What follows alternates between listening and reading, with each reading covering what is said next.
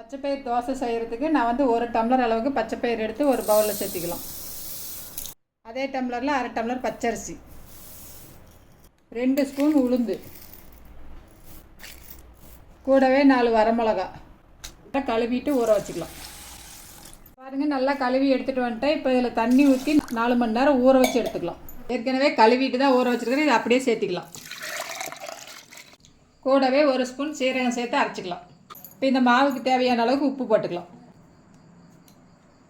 நல்லா கரைச்சி ஒரு 1/2 மணி நேரம் வச்சுருந்து தோசை விட்டுக்கலாம்.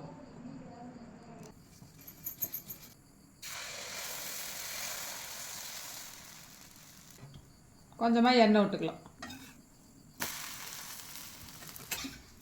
இப்போ பாருங்கள், வெந்துருச்சு. இதை நம்ம எடுத்துக்கலாம். சத்தான பச்சைப்பயிறு தோசை ரெடி. இதை நீங்கள் எந்த குழம்பு வேணாலும் வச்சு சாப்பிட்டுக்கலாம். ரொம்ப சூப்பராக இருக்கும்.